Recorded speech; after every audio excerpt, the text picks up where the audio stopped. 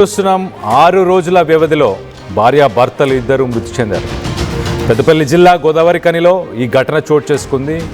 అత్తింటి వేధింపులు భరించలేక ఒక వివాహిత బలవన్ మరణానికి పాల్పడింది.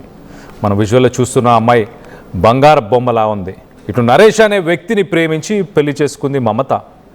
కట్నం కోసం ఇటు మమతకు నరకం చూపించారు భర్త, అలాగే అత్త మామలు. ప్రేమించి పెళ్లి చేసుకున్నారు. పెళ్ళి అయిపోయి అంతా అయిపోయిన తర్వాత మమత ఇంటికి వచ్చినాక అత్త మామలు కొడుకుకి నూరిపోశారు. కట్నం కావాలి, మమతతో కట్నం తెప్పించాలి అని చెప్పేసి ఆమెకు నరకం చూపించారు. మమతను తమ ఇంటికి తీసుకెళ్ళిపోయారు. పుట్టింటి వారు కొంత తెలుసుకున్నారు.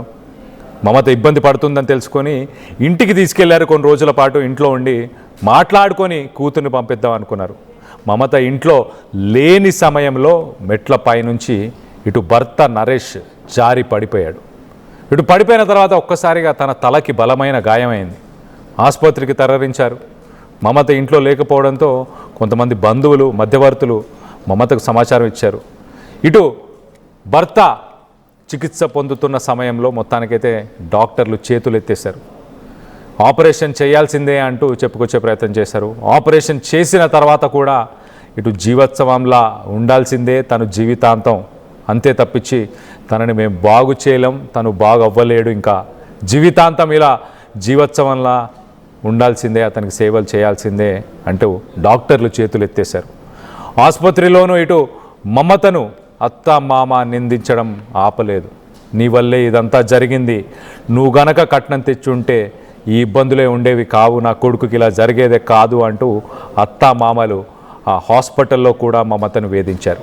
ఈ వేధింపులు తట్టుకోలేక మమత తీవ్ర మనస్తాపానికి చెందింది.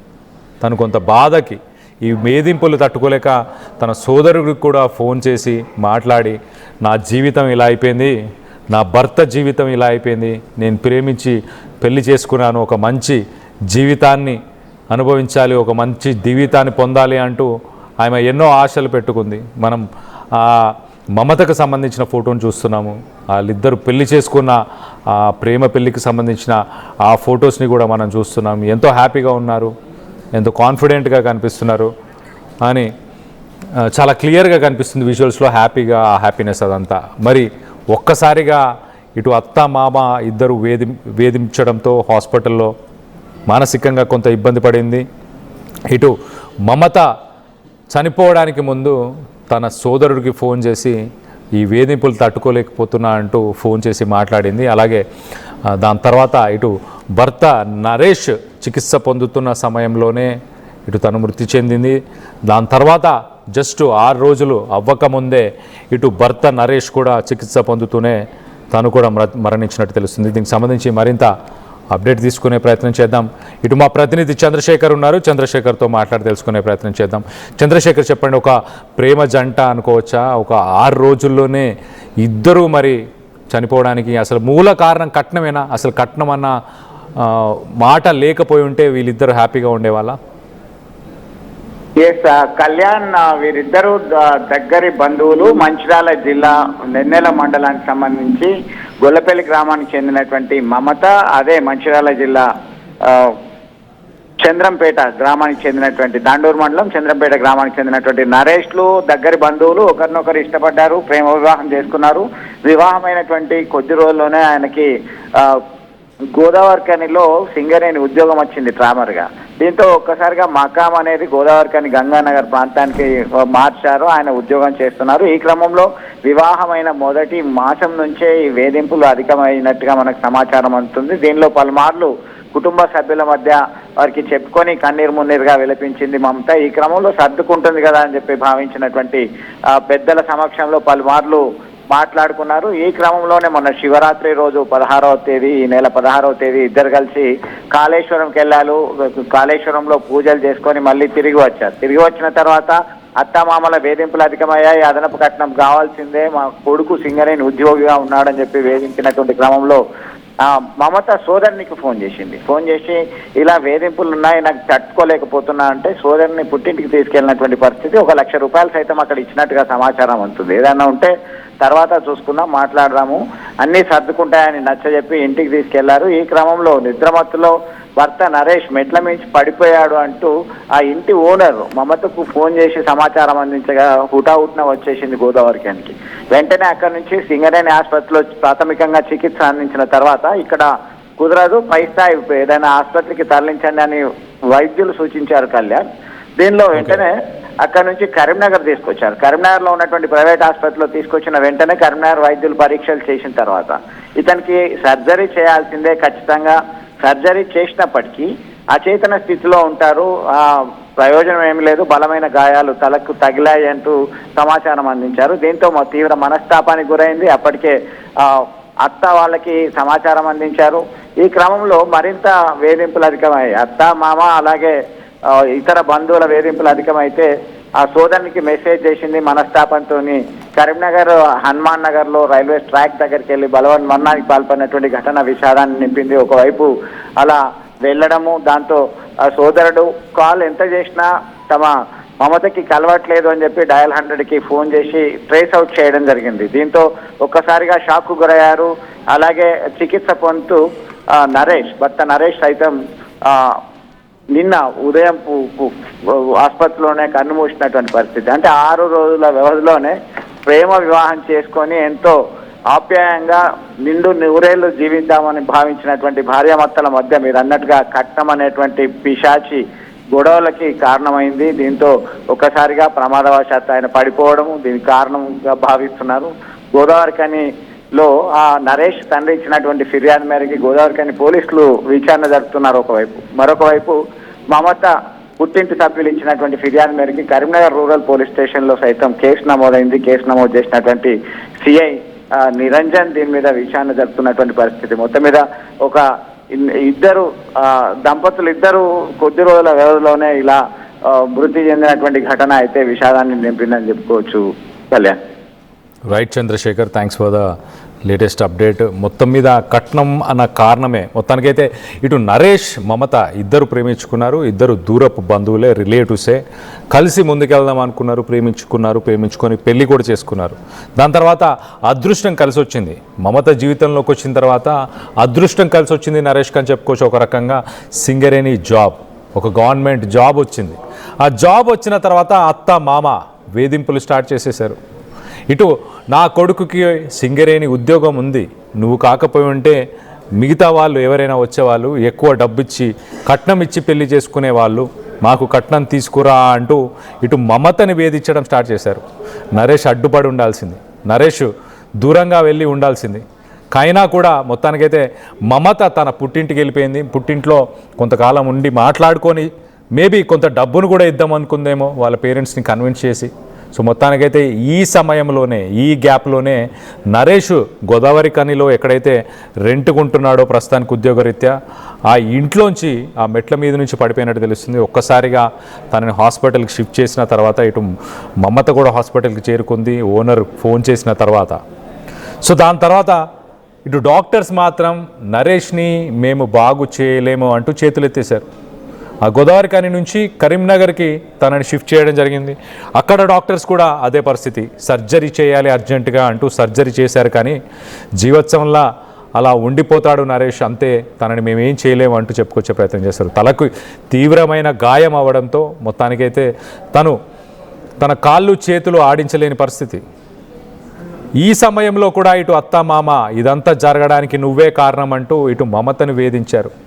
మమత ఇదంతా తట్టుకోలేక తన సోదరుడికి ఫోన్ చేసి ఇదంతా వేధింపులను నేను తట్టుకోలేకపోతున్నాను, నా వల్ల కాదు అంటూ ఒక డెసిషన్ తీసుకుంది. మొత్తానికైతే కరీంనగర్ పరిసర ప్రాంతాల్లోనే ఒక రైల్వే ట్రాక్ దగ్గర ఒక ఘాతుకానికి పాల్పడింది. ఈ ఘాతుకానికి సో మొత్తానికైతే 6 రోజుల్లోనే ప్రేమ జంట ఇద్దరిని కట్నం అనే ఆ పాము కాటేసింది. ఆ కట్నం వల్లనే, కట్నం అన్న టాపిక్ రావడం వల్ల వీళ్ళిద్దరి మధ్య దూరం పెరిగింది. కట్నం అనే టాపిక్ వల్ల అత్త మామ వేధించారు. మొత్తం మీద కోడలు వచ్చిన తర్వాతనే అదృష్టం వచ్చింది. కోడలు వచ్చిన తర్వాతనే కొడుకుకి సింగరేణి ఉద్యోగం వచ్చింది అన్న ఆలోచన ఆ అత్త మామకు లేకుండా పోయింది. ఆ ఉద్యోగం వచ్చిందన్న ఇంకా అహంకారం పెరిగి ఇంకా కట్నం కావాలి, కట్నం తీసుకురా అంటూ ప్రేమ పెళ్ళి చేసుకున్న మమత నరేష్ ఇటు మమతని ప్రేమ పెళ్లి చేసుకున్న తర్వాత కూడా కట్నం కోసం వేధించడం స్టార్ట్ చేశారు. సో మొత్తానికైతే తన పుట్టింటికి వెళ్ళిపోయింది. ఇద్దరు కొంత దగ్గర బంధువులే అని తెలుస్తుంది. ఆ దగ్గర బంధువులైనా కూడా పుట్టింటికి వెళ్ళిపోయి కొంతకాలం దూరంగా ఉంటే మరి నరేష్ మనసు మారుతుంది అనుకుందా, కొంత కట్నం తీసుకెళ్లే ఆలోచనలో ఉందా తెలియదు. కానీ మొత్తానికైతే ఈ సమయంలోనే నరేష్ తను ఉంటున్న ఇంట్లోంచి ఆ మెట్ల మీద నుంచి పడిపోయి ఒక్కసారిగా కుప్పకూలిపోయి తన తలకి తీవ్రమైన గాయం అవడంతో ఇలాంటి ఒక విషాద సంఘటన చోటు చేసుకుందని చెప్పుకోవచ్చు. విజువల్స్లో మనం ఫొటోస్లో చూడొచ్చు. మమత, నరేష్ ఇద్దరు పెళ్లి కంటే ముందు ఫొటోస్లో మనం చూస్తున్నాము. పెళ్లి చేసుకున్న రోజు ఆ ఫొటోస్కి సంబంధించిన ఫొటోస్ని కూడా చూస్తున్నాము. హ్యాపీగా ఉన్నారు ఇద్దరు. లైఫ్లో సంతోషంగా ఉందామని ఎన్నో ఆలోచనలు, ఎన్నో ఆశలతో మొత్తానికైతే ఇద్దరు లైఫ్లో ఒక డెసిషన్ తీసుకున్నారు. ఒక ప్రేమ పెళ్లి చేసుకున్నారు. ప్రేమ పెళ్లి చేసుకున్న తర్వాత చూడండి ఎంత ట్విస్ట్స్ అండ్ టర్న్స్. ఇద్దరు ప్రేమ పెళ్లి చేసుకున్న తర్వాత ఇటు నరేష్కి గవర్నమెంట్ జాబ్, అందులోనూ సింగరేణి ఉద్యోగం అని అంటే ఒక సెంట్రల్ గవర్నమెంట్ జాబ్తో సమానం. అలాంటి ఒక ఉద్యోగం వరించింది. ఇదంతా కోడలు వల్ల జరిగిన అదృష్టంగా భావించకుండా అత్తమామ నా కొడుకుకి సెంట్రల్ గవర్నమెంట్ జాబ్ వచ్చింది కాబట్టి ఇప్పుడు నువ్వు కట్నం తీసుకొస్తేనే ఉండు అంటూ వేధించడం సాగించారు. ఆ వేధింపులు తట్టుకోలేక పుట్టింటికి వెళ్ళిపోయింది. పుట్టింటికి వెళ్ళిపోయిన తర్వాత ఇటు తనని మళ్ళీ తీసుకొచ్చే ప్రయత్నం నరేష్ చేస్తున్నాడు. ఎట్ ద సేమ్ టైం ఇటు మమత కూడా తల్లిదండ్రులతో మాట్లాడి ఒప్పించి వాళ్ళకి ఎంతో కొంత కట్నం కూడా ఇద్దామన్న ఆలోచన ఉన్న సమయంలో ఇటు మొత్తానికైతే ఇలాంటి ఒక దుర్ఘటన చోటు చేసుకుంది. దీనికి సంబంధించి ఒక్కసారి మనం విజువల్స్లో చూడొచ్చు. మమత అలాగే ఇటు నరేష్కి సంబంధించిన ఆ పెళ్లి ఫొటోస్ని మనం చూస్తున్నాం. సో వరకట్నం అనేదే ప్రధాన కారణంగా అందరూ చెప్పుకొస్తున్నారు. మొత్తానికైతే దీనికి సంబంధించి ఇటు నరేష్ ఫ్యామిలీ సైడ్ నుంచి కేసు ఫైల్ చేశారు. అలాగే ఇటు మమత ఫ్యామిలీ మెంబర్స్ కూడా కేసును ఫైల్ చేశారు. ఈ దుర్ఘటన వినిన తర్వాత మీకేమనిపిస్తుంది? ఈ ఇష్యూలో తప్పెవరిదని మీరు భావిస్తున్నారు?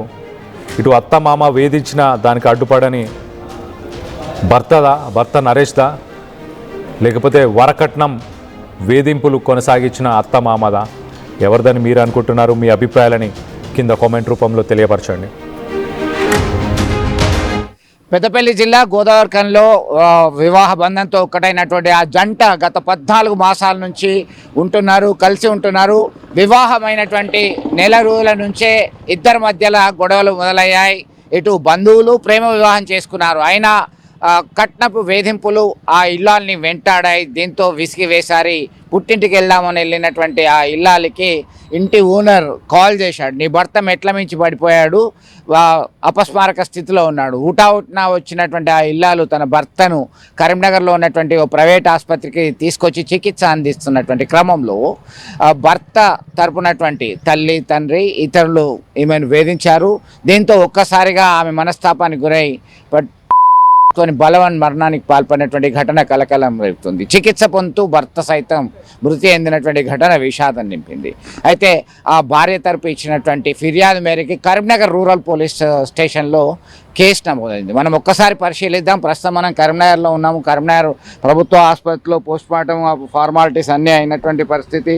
మొత్తం మీద ఎందుకు జరిగింది, ఏం జరిగింది అనేది ఒక్కసారి కనుక్కునేటువంటి ప్రయత్నం చేస్తే వీరిద్దరు కూడా మంచిర్యాల జిల్లా సంబంధించినటువంటి వాళ్ళు. మంచిర్యాల జిల్లా తాండూరు చంద్రంపల్లికి చెందినటువంటి నరేష్ అనేటువంటి వ్యక్తి, అలాగే మంచిర్యాల జిల్లా నెన్నెల మండలం గొల్లపల్లి గ్రామానికి చెందినటువంటి మమత ఇద్దరు దగ్గరి బంధువులే. అయితే వివాహ బంధంతో ఒకటయ్యారు, పెద్దల్ని ఒప్పించారు. దీనిలో గత కొంతకాలం నుంచి ఆయన గోదావరిఖని అడ్డగుంటపల్లిలో నివాసం ఉంటూ సింగరేణిలో ఉద్యోగం చేస్తున్నారు. గంగానగర్ ప్రాంతంలో వాళ్ళు అద్దె ఇంట్లో ఉంటున్నారు. అయితే పెళ్ళైనప్పటి నుంచి భర్త నరేష్, అత్త చిన్నక్క, మామ భూమయ్య, ఆడపడుచు లింగంపల్లి కవితలు కట్నం కొరకు వేధింపులు గురి చేస్తున్నారని చెప్పి ఆరోపణలు వచ్చాయి.